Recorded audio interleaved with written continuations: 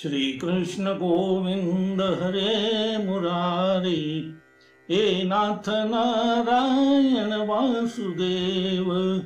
श्री कृष्ण गोविंद हरे मुरारी, हे नाथ नारायण वासुदेव। प्रद्युम्न दामोदर विश्वनाथ, मुकुंद माधव भगवन् नमस्ते। प्रद्युम्न दामोदर विश्वनाथ, मुकुंद माधव भगवन् नमस्ते। भगवान श्री गोपाल कृष्ण महाराज की जय। पार्वती पते हर हर महादेव। संत सज्जन हो, आपण मागच्या भागामध्ये राजा परीक्षिताने या ब्रह्मांडाची, या भुवनांची, निरनिराळे पर्वत, वर्ष, नद्या, दऱ्या खोऱ्या यांची सर्व माहिती विचारली। त्याच्या त्या प्रश्नाने शुकदेवांना अतिशय कौतुक वाटलं। मरणासन्न असलेल्या परीक्षिताने अशी प्रश्न विचारावे त्याचं कौतुक वाटलं। वरवर विचार करणाऱ्यांना वाटतं की ही प्रश्न निरर्थक होती, कारण आता ज्याला 2 दिवसात जग सोडून जायचं आहे त्याने हा प्रश्न अशी कशाला विचारायची। परंतु या ठिकाणी राजा परीक्षिताचा जो चाणाक्षपणा आहे आणि जिज्ञासा वृत्ती आहे ती दिसते। हे सर्व जाणून घेतल्यानंतर एक शेवटचं तत्व लक्षात येतं, ते म्हणजे जे दिसतं ते नष्ट होणार आहे, नाहीसं होणार आहे। म्हणून याच्याविषयी यत्किंचितही आसक्ती ठेवता कामा नये। आपल्या मनामध्ये कसलीही आसक्ती राहू नये यासाठी हे सर्व वर्णन। काही वेळेस असं जर आपण प्रयोग केला तर आपल्याला असं दिसून येईल, 56 भोगाचं ताट समोर ठेवावं।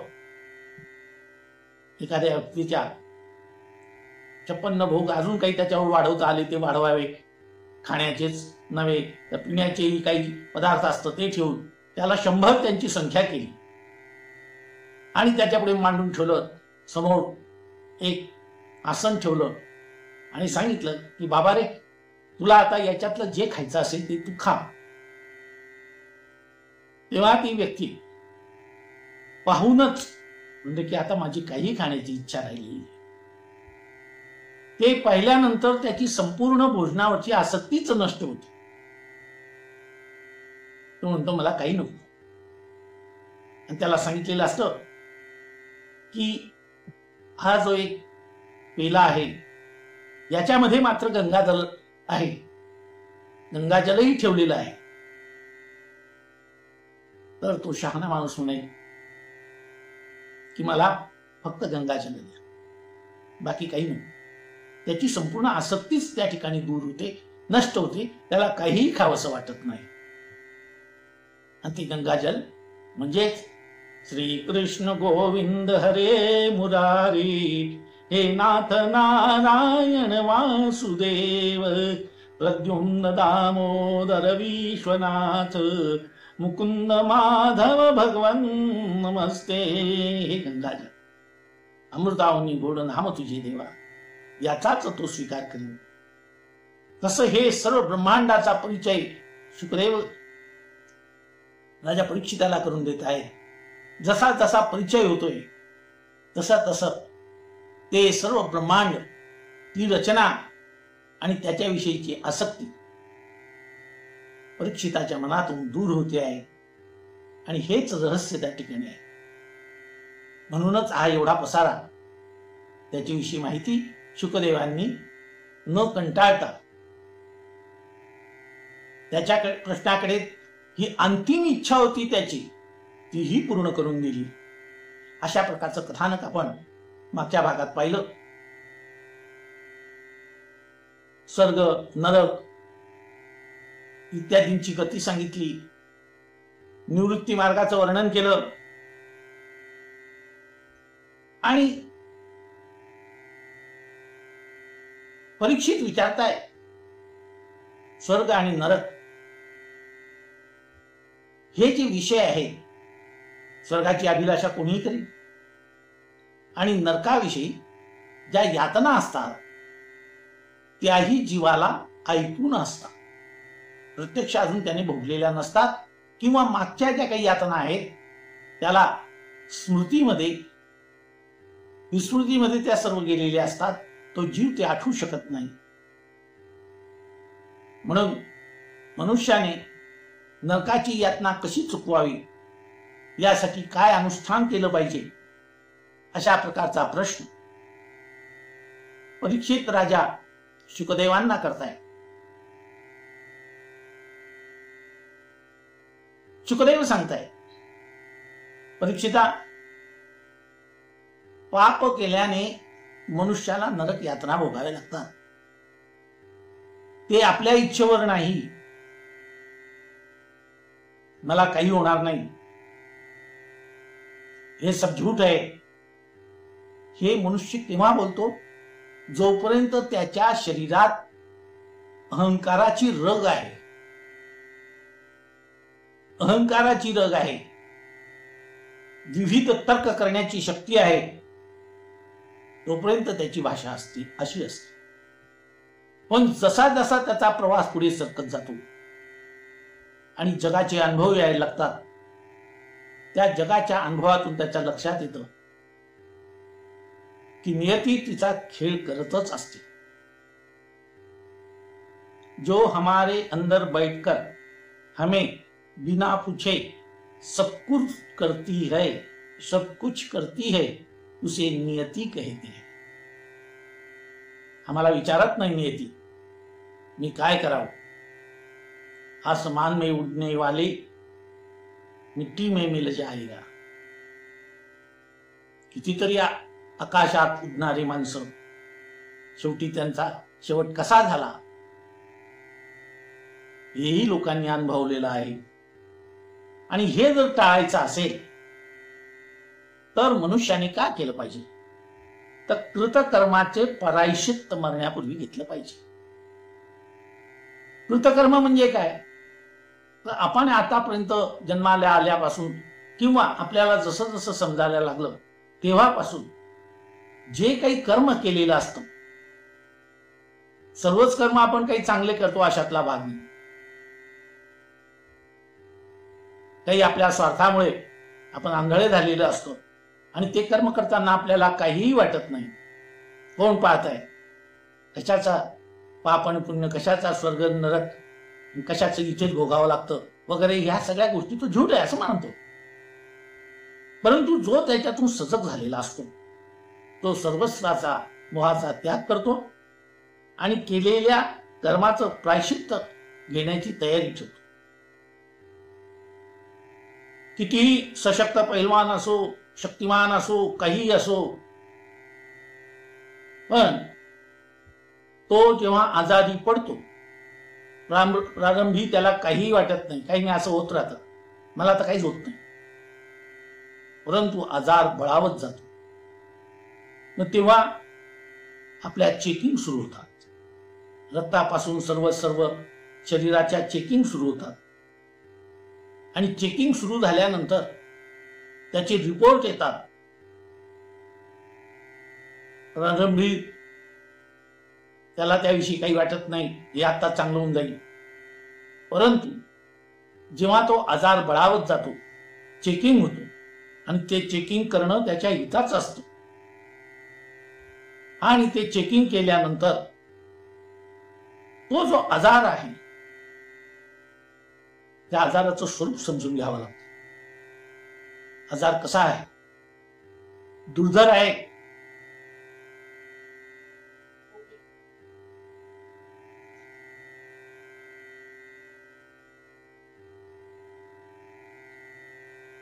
की काही फार काळजी करण्यासारखा नाही आणि त्याप्रमाणे औषध योजना करावी लागते.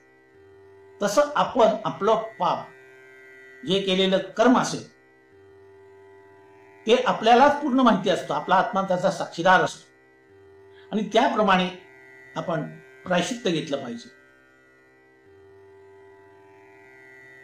तर परीक्षित सांगतायत की महाराज,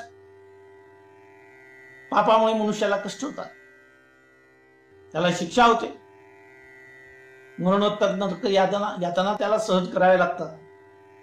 पाप करणं हे वाईट आहे हे सगळ्यांनाच माहिती आहे. पुण्य करणं हे चांगलं आहे, पण तो पाप करतो आणि काही वेळेस प्रायश्चित्तही घेतो, पण पुन्हा तीच पाप करतो. हत्तीचं एक गजस्नान प्रसिद्ध आहे. तो हत्ती त्या सरोवराला, एखाद्या सरोवरात जातो, खूप घुसळून स्नान करतो, अंगावर इतका सुद्धा चिखल किंवा इतरही गोष्टी त्याच्या काय असेल त्या स्वच्छ करून टाकतो, सोंडीच्या साह्याने सर्व शरीर चोळून चाळून धुवून टाकतो आणि चांगला चमकत राहतो. पण तो जेव्हा बाहेर येतो, पुन्हा बाहेर ज्या सरोवराच्या बाहेर चिखल असतो, तो चिखल आपल्या अंगाला लावून घेतो किंवा तिथे लोळतो. त्यामुळे आता क्षणाभरापूर्वी जे काही त्याने स्नान केलेलं आहे ते सर्व वाया जात. एक कर्म करून कर्म काही निर्बीज होत नाही, कारण कर्म करणारा जीव कर्म करतच असतो, आणि हे कर्म जोपर्यंत भस्मसात होत नाही तोपर्यंत पापाची जी काही वासना आहे ती नष्ट होत नाही.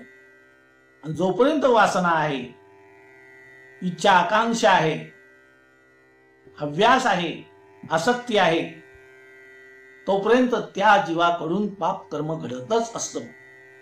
आणि तो जे काही प्रायश्चित्त घेतो त्याचा काही उपयोग होत नाही. म्हणून खरं प्रायश्चित्त घेतलं पाहिजे. आणि खरं प्रायश्चित्त म्हणजे ज्ञान प्राप्त करून घेतलं ईश्वरापासून. ईश्वराचं ज्ञान आपल्याला असेल तरच आपल्या या पापांचं भस्म होतं, तरच ते पाप नष्ट होतात. भगवद्गीतेत भगवान सांगतायत, ज्ञानाग्नी सर्व कर्मानाम भस्मसात कुरुते अर्जुन. ज्ञानाग्नी या सर्व पापाचं, सर्व पाप, कारण त्याच्यामध्ये तेजही आहे आणि पवित्र करण्याची शक्तीही आहे. याच्यासारखं ज्ञानप्राप्तीसारखं किंवा ज्ञानासारखं जगात दुसरं कोणतंही पवित्र साधन नाही. न हि ज्ञानेन सदृशं पवित्रम ह्य विद्यते यज्ञात्वा पुनर्मोहम न एव यास्यसि पांडव. या ज्ञानाग्नी पुढे तृण अग्नी मिळे समरस झाले तैसे नामे केले जपता हरी. मोठ्या गवताच्या गंजीला आग लावून द्यावा आणि एका क्षणामध्ये ते जळून भस्म व्हावं, त्याच पद्धतीने हे सर्व होत असतं. भक्ती, ज्ञान, वैराग्य, यम, नियम, तप, ब्रह्मचर्य, इंद्रिय दमन, सत्य, ज्ञान, अंतर्बाह्य सुचिता, ही जर पथ्य पाळली तर माणसाचं कर्म बीज नसते. जोपर्यंत बीज आहे तोपर्यंत ते पुन्हा पुन्हा उगवणारच. ज्ञानेश्वरीत वर्णन केलेलं आहे, एखादं झाड वरवर तोडावं आणि त्याच्या मुळाला पुन्हा मुळाच्या जवळ सिंचन करत राहावं, तर वरवर तोडलेलं असलं तरी ते झाड पुन्हा पुन्हा उगवतं, पुन्हा पुन्हा त्याला फांद्या येतात, पुन्हा पुन्हा पानं येतात, हे आपण पाहत असतो. पण जर ते बीजच नष्ट झालं तर मग त्याला काही फांदी येत नाही किंवा पुन्हा ते उगवत नाही. तुका म्हणे लाही आम्हा जन्म मरण नाही. जोपर्यंत ज्वारीचा दाना जो असेल तो कच्चा असतो तोपर्यंत तो पुन्हा पुन्हा उगवत राहतो. त्याच्यात उगवण्याची शक्ती असतेच, ते नष्टच होत नाही. पण त्या दाण्याची जर का लाहीला तयार केली, तो दाना भाजून काढला, तर मग त्या दाण्यापासून वृक्ष उगवत नाही, त्याच्यापासून कुठलं बी फलित होत नाही. म्हणून तो काय म्हणे, लाही आम्हा जन्म मरण नाही. आणि याच्यात सर्वश्रेष्ठ मार्ग म्हणजे भक्ती मार्ग आहे. तोच कल्याणकारी असा मार्ग आहे. मनुष्याने निर्वाण मनाने भक्ती करून परमेश्वराला शरण केलं पाहिजे आणि आपला तो एक देव करून घ्यावा. त्या परमात्मा पदाची प्राप्ती झाली की त्याला पुनरपि जननम पुनरपि मरणम पुनरपि जननी जठरे शयनम इह संसारे लुदुस्तारे कृपया पारे पाही मुरारे. याच्यातून भज गोविंदम भज गोविंदम भज गोविंदम मूढमती.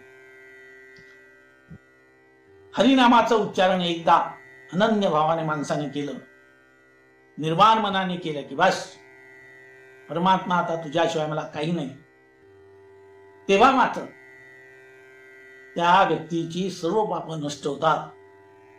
मग असं कधी कोणाचं झालं आहे का? एकचदा नाम उच्चारलं आणि त्याची सर्व पापे नष्ट झाली आहेत, असं कधी काही उदाहरण आहे का? संत आणि ग्रंथकार हे काही ना काही उदाहरण मूळ मुद्दा पटवून देण्यासाठी देतच असतात किंवा सांगत असतात.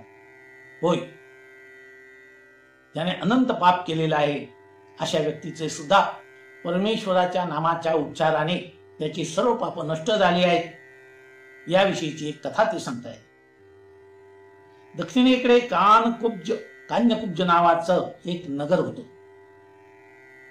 त्या नगरामध्ये एक शुद्धाचरणी विद्वान उत्तम असा याज्ञिकी असा ब्राह्मण राहतो.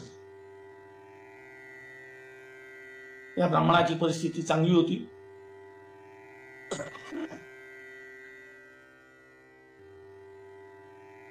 घरची धनधान्याने रेलचेल त्याचं होतं, सर्व सुखात होता.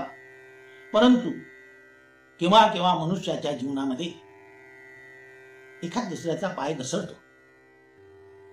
ते कर्मभोग असते किंवा इतर गोष्टीचा बाह्य गोष्टीचा अतिप्रभाव असेल आणि तो आपल्या मार्गापासून भटकायला लागतो. तो त्या गावातल्या एका सुंदर अशा गणिकेच्या नादी लागला. तिला खुश करणं हे एवढंच एक ध्येय त्याच्या समोर होतं.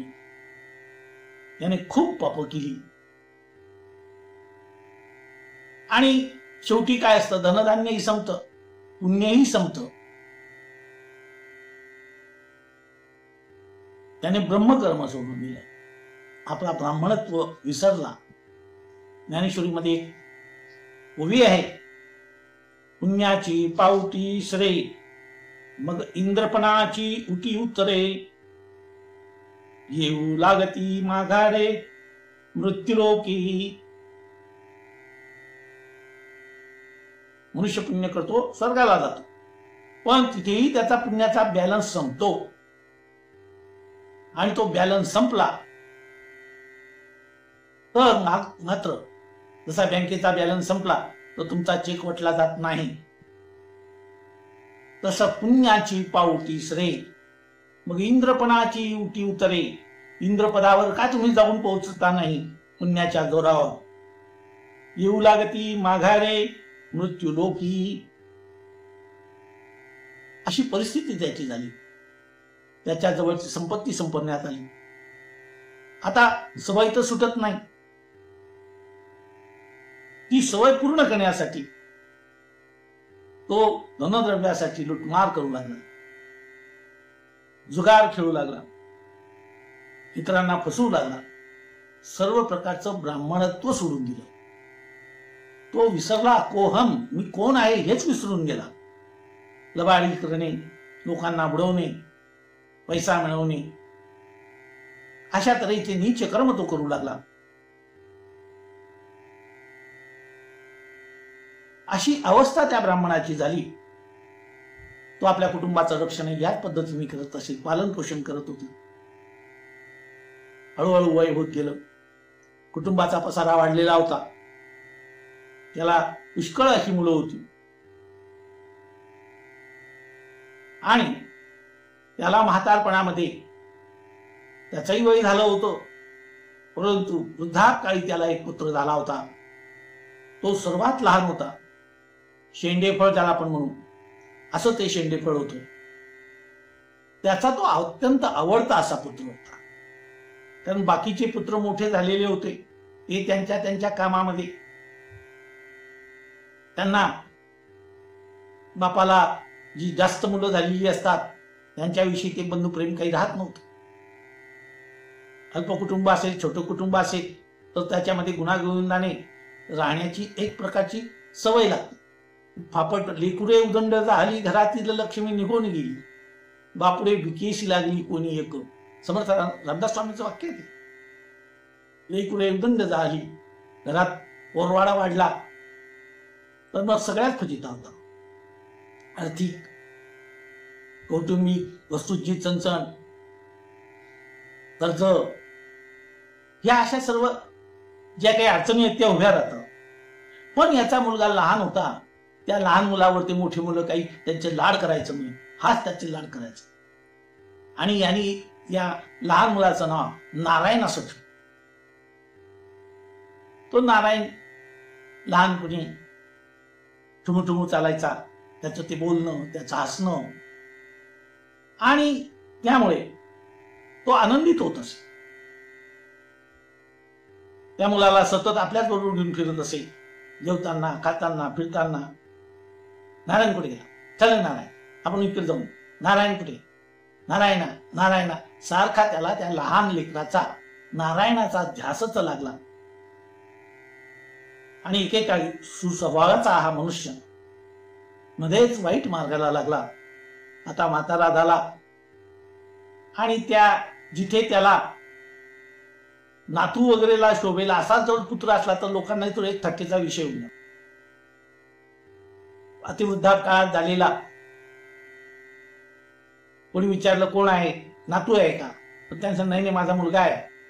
तेव्हा लोकही थोडेसे ओसाळतात, अरे बाप एवढा लहान. मग त्याचेही कारण काहीही सांगत असतील लोक, ते जाऊ द्या, तो विषय आपला नाही.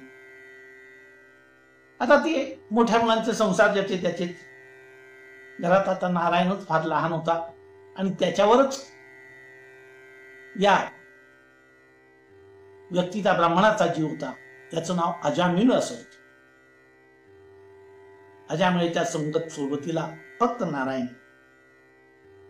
आता दुर्बलता आली, वार्धक्य आलं, हात पाय थकले आणि मृत्यूचा फासा केव्हा पडेल याचा काही नियम नाही. आणि एक दिवशी तसाच उगवला. एकदा यमदूत त्या अजामिळासमोर येऊन उभे राहिले. त्याची या पृथ्वी तलावरची ती शेवटचीच अशी घडी होती. यमदूताने सूक्ष्म पाश अजामिळाच्या गळ्याभोवती टाकला आणि ते पाश आवळाला लागले. ते पाश आवळत आहेत, अजामिळाला वेदना होत आहेत आणि तो नारायण नारायण नारायण अशा अकांताने त्या मुलाला हाक मारू लागला. तर मुलगा केवढा छोटासा, तो काय त्याला मदत करणार आहे. परंतु त्याने नारायणाच्या नावाने वास्तविक त्याने मुलाला हाक मारलेली होती. तो मुलाच्या नावाने हाक मारत होता आणि त्याच वेळेस त्याच्या लक्षात आलं की आता आपला काळ संपत आलेला आहे. आपण जाणार, पण या मुलाचं काय होणार? माझा नारायण, माझा नारायण, नारायणा नारायणा नारायणा असं तो पुटपुटू लागला. कुठे गेला माझा नारायण? माझ्याकडे काय येत नाही, ही नावाज झाला. यमदूत त्याच्या उशाशी उभे होते आणि त्यांनी तो फास टाकला आणि त्याच्या असे पंचलिंग देह असतात माणसाचे. हा स्थूल देह असतो, त्याच्या सूक्ष्म देह असतो, त्याच्या पुन्हा प्राणमय देह असतो. त्यांनी फासा टाकून अजामिळाचं प्राणमय शरीर त्या जड देहातून बाहेर उडून काढलं. खेचलं त्याला, त्याचं प्राणमय शरीर बाहेर आलं. जलदेह जमिनीवर होता. नारायण धावत आलेला होता आणि त्याच क्षणाला नीलवर्ण पितांबरधारी चतुर्भुज असलेले दिव्य असे विष्णुदूत तिथे अवतीर्ण झाले. विष्णुदूत आल्याबरोबर सर्वत्र प्रकाश प्रकाश पसरला, दिव्य असा प्रखर प्रकाश आहे, परंतु तापदायक नाही. त्यांच्या शरीरातून दिव्य असा तो प्रकाश त्याच्या त्या खोलीत पसरला आणि यमदूतांना त्यांनी पिटाळायला सुरुवात केली. आता यमदूतांनीही त्या विष्णुदूतांना घाबरून त्याचा जे प्राणमय देह होता, ज्याच्यावर त्यांनी पाच टाकून ते घेऊन चालले होतो, तिथे सोडून दिला आणि त्याचं प्राणमय शरीर त्या हवेत तरंगू लागले. ते प्राणमय शरीर तिथे यमदूतही उभे आणि विष्णुदूतही उभे, ते एकमेकाकडे खेचू लागले. त्यांना असं वाटत होतं, यमदूत म्हणाले की आपण पहिल्यांदा याला घ्यायला आलेलो आहे, आपला याच्यावर अधिकार आहे. विष्णुदूत त्यांना दूर लोटत होते, आता आपलं काय होईल.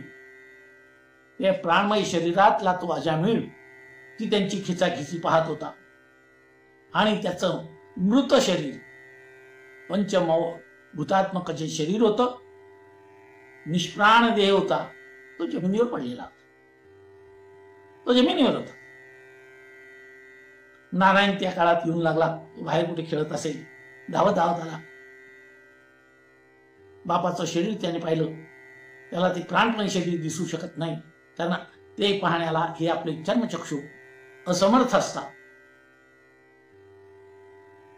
तो पित्याजवळ बसून हाका मारतोय, बाबा हॅलो, मी बोला ना माझ्याशी. अजामिळाचा तो मृतदेह काय बोलणार आहे.